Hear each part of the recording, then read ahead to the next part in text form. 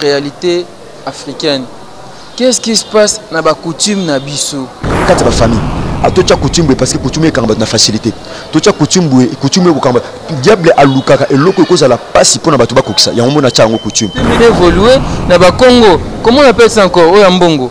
Mais non comment on a mbongo yem ta supporter la famille. Nkodia. Ezo sungake bomengwa famille et kendeli banda te. C'est un paradoxe.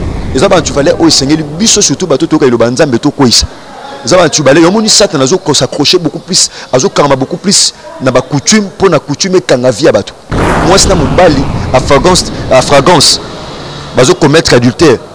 Il a fallu ba na bango mi balé pa yeso juger bango mais ba tiki mobali ba biyo na problème to kanga ka moi sinon. Donc coutume et puis ça et de tombe na mususu épargner mususu. Donc c'est ça, c'est ce qui fait la coutume. Et puis c'est avantage na mobali donc mobali a ko sala ndinga ko sala mais moi c'est soka bimi chibao. Vous voyez bandeko balantia kilongo TV mbote na biso mbote lisusu nde na lobaka isengoza yanga kokuta na bino lelo nazana isengo makasi parce que na ya mamusa na nzambe moko to solana ye to betane lisolo nini to ko solane par rapport ya ba réalité africaine. Qu'est-ce qui se passe na ba coutume na biso?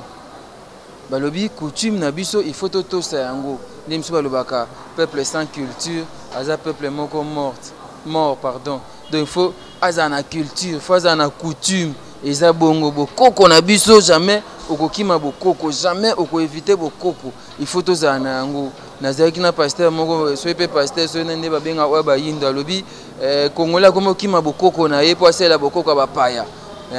Yango azokoya na Bible nde balobaka mon peuple périt faute de connaissance. Peuple congolais azo périr parce que azoboya coutume na ye, parce que azoboya culture na ye, kasi azo embrasser culture ya ba paya. Est-ce que culture ya ba juif na congolais relation za wapi? Culture ya bana Israël na mu Congo na mu Luba relation za wapi? Yango tozana pasteur Herbi toyambi lelo awa. Bonjour pasteur. Bonjour Parabi Mavinga. Et c'est moi yanga ko yambayo mitune ko za mingi yangai biano o mboka yo. Lelo to beta lisolo ya ba coutume na biso. Lelo to moni coutume ekomi ko boma. Coutume ekomi ko kanga. Liboso coutume ezali ko tindika bato ba kende liboso. Ne pete soki to za na yo lokolo moko yepsepso na pa na yo coutume ezana onini. Coutume ezali ensemble ba règle au batumo ba sangani. Ba voter ba loi moko oyo kotambu sa peuple mon songolo, c'est ça la coutume. Biso le batono sala boy to zongi sa boy né na parlement ba député ba voter ba loi né ba koma ba loi, c'est de même dans ba famille de sala ma biso coutume na famille na biso coutume ne kolo na biso. Moi na par exemple so botami na âge à 3 mois to zo to boaké na mai 3 fois to boaké na mai to bimisi boaké na mai wana coutume na biso. Peut-être coutume na biso ndenge ezala peut-être coutume na biso il est qui a kubala ti avant ya eza coutume donc le baba le qui atazu mobala bien kubala ti pourquoi parce que ya na balité donc coutume na biso kintsudi c'est-à-dire noko akobala mwana kasina ce sont des coutumes donc nyos wana eza coutume donc coutume eza kintsudi peut-être ezana bato belé le lozo souffrir na libala pourquoi parce que bah pesela mbongo fallait noko na zoyer mais du fait que noko na zoyer était à cause à peine étranger maso souffrir na libala oui abali libanda mabote zate azali na coutume parce que muta bongo pendant que luka de France c'était coutume elandi coutume na biso moi si so akufeli mubali il faut ba sokola e ba sa moi bikila so ba sokoli était coutume Rolanda et quoi agir contre eux à moins qu'il y a qui manassa le boko Yesu Masia Nazareth ce qui a kenase il y a le boko Yesu Masia Nazareth mutabongo coutume Rolanda parce que coutume na biso pasteur Chibaou veut dire ceux qui de gombala bali moi c'est que moi c'est un tricher coutume Rolanda et mabe exactement coutume Rolanda mais selon la Bible aussi c'est mabe commettre traducteur nadaena mikboy ko ba oui dans le temps dans livre Jean chapitre 8 bah ezali mobeko pe pekisamaki to moni comment ba scribe na ba docteur de la loi ba kangaki moi sur fragrance délit ou a commettre adultère comment ba yaki n'est pas Christ pour na juger mais Christ c'est ce qu'on a longisa que c'était la coutume pesaki ba ngonzela ba lapider moi signonso a commettre adultère donc tiba ou pek na boye moni diable a profitaka mingi koto diable a lukaka lu douceur au kota même na kati ba famille tocha coutume parce que coutume quand na facilité tocha coutume quand diable alukaka eloko ko za la passe pour na bato bakokisa ya mona chango coutume mais quelque part ba coutume on peut ça bien neti bande ko ba yindo temps national ba on va faire voir que coutume et avantagé et protéger moi c'est à tricher na neti ba luba chiba ou na kintu des permettre famille évoluer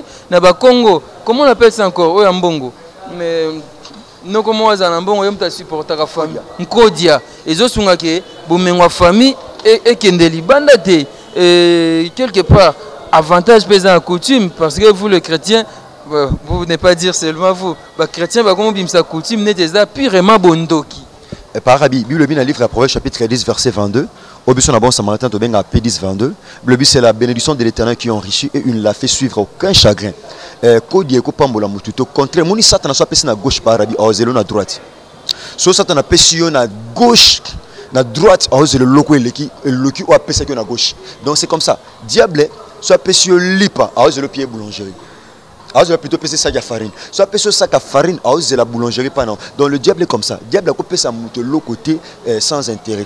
Parce que quand il y a le loso quand on va famille bateau, ils ont bateau bébé comme kufa cause ba kodia, quand on anda c'est bien. Bible bien livre à Matthieu chapitre 16 verset 26. Bible lui tomba nini muto kuzo a gagner bo mengono so mukili. Muto ndima zo kodia mais a perdre amnaï. Muto ndimi kodia za ko la sali alliance. A sali alliance na sa to a vendre amnaï. Sur muto ateki amnaï. Tous les années panaï, mutabongo en fer eza ponaï, akobeta tout le temps attaque dans l'église, mutabongo en fer destination est commis en fer. Pourquoi? Parce que ennemi copé ça âme n'est pas Satan, c'est ça.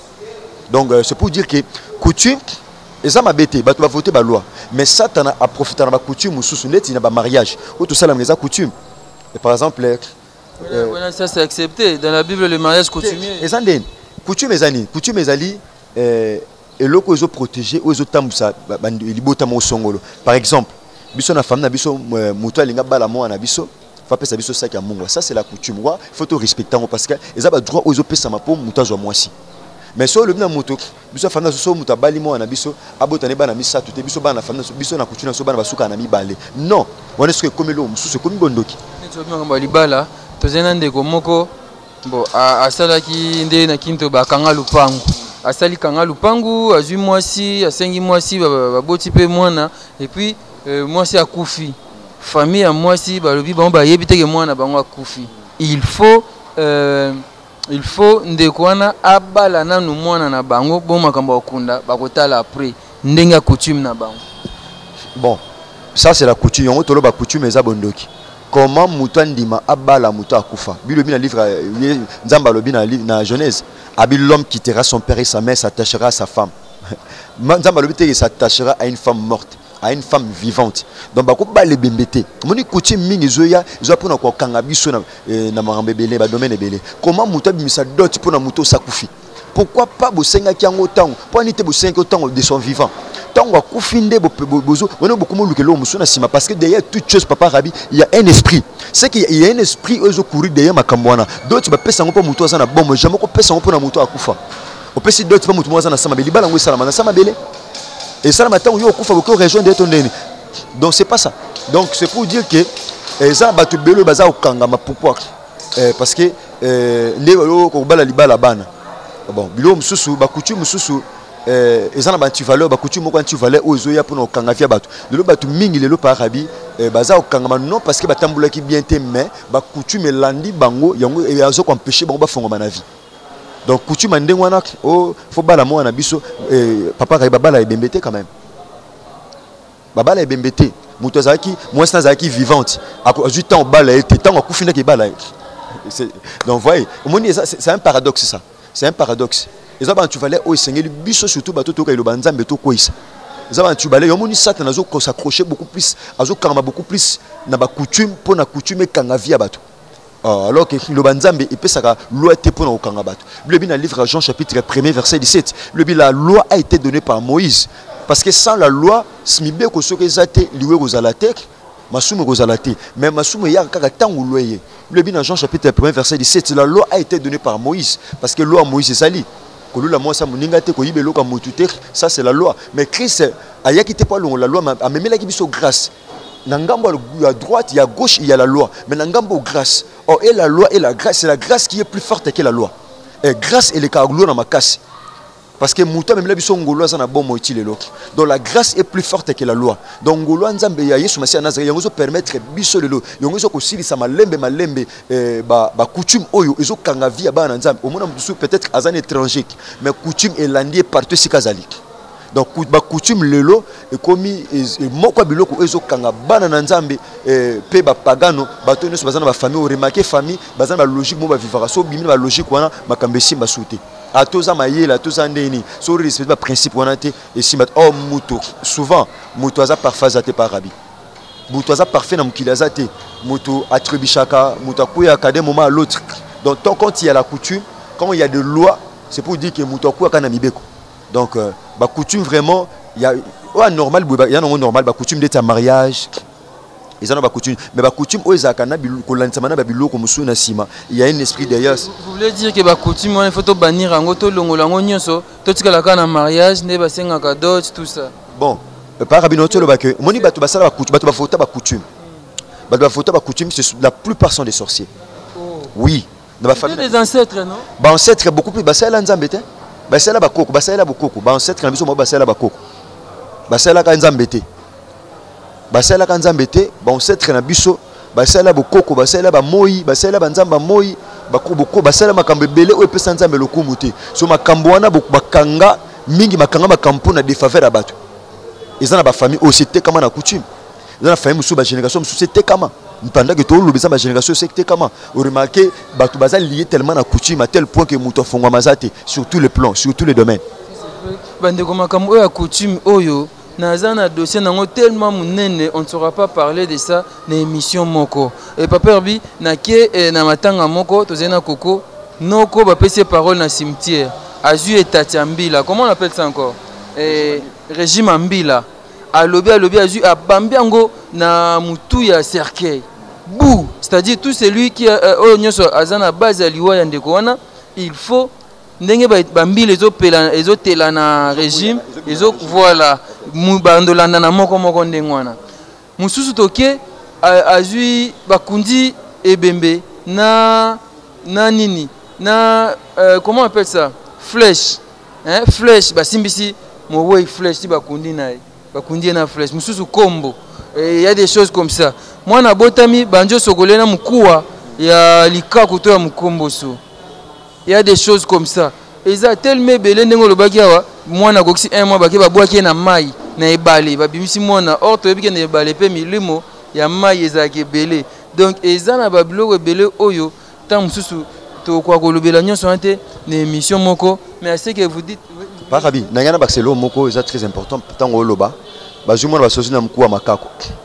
Quand ça Barabi les kaku sakufi mkuwa likaku. Et osa ni na via mutu. Et au Baksanine, c'est qu'il y a un esprit derrière Namkou, on n'a pas rabi. Comment Moukou, Likaku, a koufi déjà, si Balié Moussuni, mais non, si Moukou, Likaku, Sokola Moine, Tala, Dilobanzambe était abisso autrement. Ce que Likaku, on peut sonner, ma casse, Likaku, Zagi, non, pour comment ma casse, Likaku. Donc c'est pour dire qu'il y a un esprit derrière Moukou, on a eux qui sont Moutou, comme Likaku. Donc il y a un esprit, parce que derrière toute chose par Rabi Mavinga, il y a un esprit. Donc Likaku, a coupé sa Moutou, ma casse, les cas où on peut s'amutu makai ça peut s'amutu forcité parce que les cas où on peut s'amutu makai ça kufa déjà mukua nae ah parabik mukua ceux qui samso abomaka ba philistin na mukua an na mâchoire ya an on est qui selon la révélation parce que la parole de Dieu est codée la mâchoire là c'était la parole la mâchoire là c'était la parole c'est Christ Bible dans le livre Jean chapitre 1er verset 10 à 12 plutôt Jean chapitre 1er verset 1er. Au commencement était la parole était avec Dieu, la parole était Dieu. Donc Machouana c'était la parole. Mais qu'on a bisok, utilisant comme étant la parole de Dieu, mais utilisant on a sous-bassement spirituel, qu'on nous na vie à mutu plus tard. Donc on remarque mutumo ba yebitek, basogole na mkuwa ya likaku, on remarque mutokomo sieta, mutokomo matabanzete pamba pamba, mutokomo sala boye, mutokomo esprit ya likaku, kasi beaucoup de esprit nyama na bomo mututi. Et pas mutu fait beaucoup, beaucoup sogole tana likaku, munoko mo zala makas na famille. Mais besoin muku ali kakubo sur la moto donc bakutu mana tout et ça ba tu valeur we sengeli biso ba na nzambe to kwisa so mutu mo le kana ba pratique ndenge na par rabi c'est le moment où Kalonga sur Masia Nazareth c'est le moment parce que pendant que mutu ana ozala bongo a passé toute sa vie dans la loi sous la loi et puis sous la coutume et mutu parce que a passé toute sa vie dans la coutume. Et puis coutume, il a toujours hollandais qui est de génération en génération. Parce que la transmutation partait à 100 hommes. Je pense que c'est ça. Par Rabi, mon bec on y pour nous boma. Ma bec je peux ça à l'issom. Chibaou, so hollandais split nango, ils appellent pour nous boma. Et ça c'est une punition. Que Moutasali be photo punir, que Moutasali be photo punir. Nous toujours dans le livre Jean chapitre 8, dans le verset 3. Bakangi moi au affragant délit bando commettre adultère mais bazuka yemoko ba ine pena yesu bato basala ekobo bato mbale mais bakangi ka moi ce point batiki mbale moni coutume ezakana ba injustice na kati par rabi ba script bakangi moi na mobali affragance bazo commettre adultère il a fallu ba na bango mi balé pa yesu a juger bango mais batiki mobali babi yo na problème to kanga ka moi sinon donc coutume et puis ça de tout mon mususu épargner mususu donc c'est ça c'est ce qui fait la coutume et puis si avantage na mobali donc mobali akosala ndenga kosala mais moi c'est soka bimi chibao vous voyez balobi teki mobali pe soka bimi kelinga mais balobi chibao ezaka pona moi so abali vous voyez la loi coutume et puis ça avantage na mutu moko pe c'est des avantages na mususu donc c'est ça.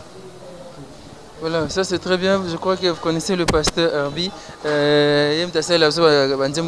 a adoration. Très prochainement, tu vas être solo. Il y a Frimona, les fruits de mon âme.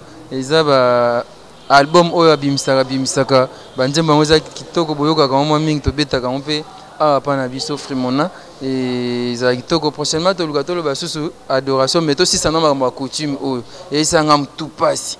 Coutume tout passe.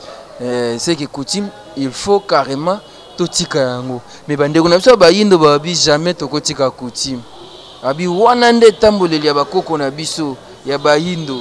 Tozo tika coutume na biso poto zo coutume ya ba juif tozo coutume ya ba étranger ya bande ko ba mboka ba paya. Quelque part vous ne voyez pas que ba cause avait na moins raison na bango.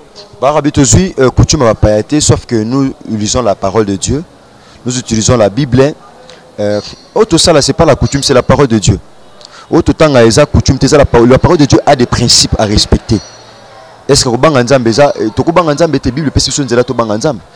c'est le principe de la parole de Dieu. Alors que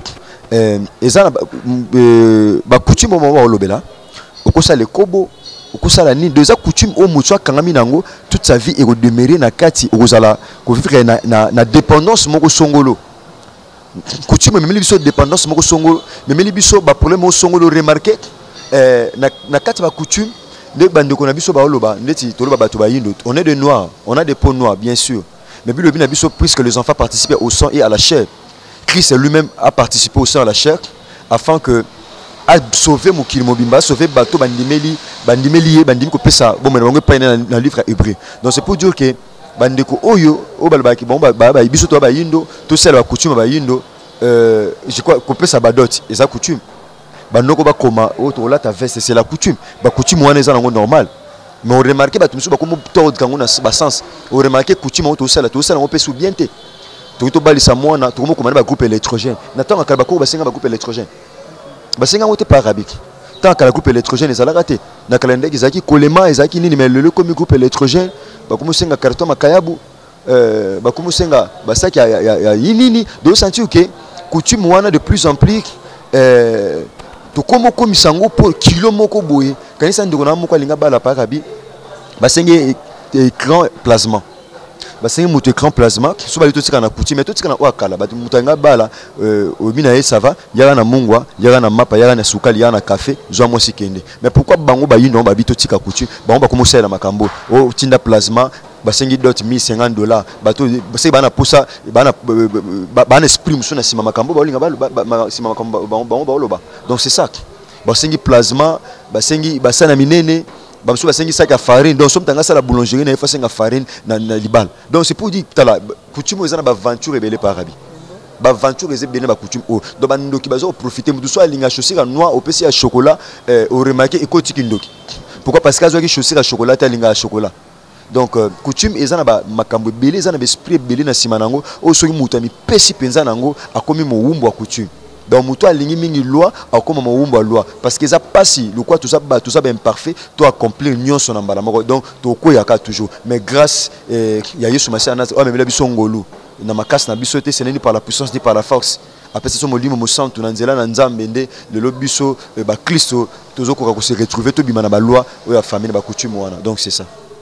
Ça c'est très bien, il faut to bima na ba loi ba coutume à famille et wana bozomona ba coutume on peut ezaka ko réclamer biso aussi longtemps tozo bima kaka to bima ba coutume et to comme na biso suka ya liso na biso nebite ya ba César. Et bah c'est ça que ndeko ozolanda biso na Kilongo TV chaîne chrétienne chaîne évangélisation ndeko so ezana ba pratique mo salama na vie nao. S'il y a des pratiques qui ont été faites dans ta vie, c'est le moment il y a Luka délivrance, c'est Luka Jésus-Christ de Nazareth à Kangolayo. Peut-être aux Aka Kintuyo qui tika mbali na Afrique, peut-être aux Apen Europe ndozo nanga, peut-être aux Asie, en Amérique, en Océanique. Ndetoloba, ceux qui quelque part aux Aki, aux victimes à Kintsudi, c'est le temps où Luka Yesu Massia Nazareth. Comme témoignage, ils ont un moi si babale na âge à 9 ans. Yaya, âge à 9 ans, qui sa moi. Bah pesi bah jula mbongo na âge à 9 ans sans le savoir et puis mobali ya guna été.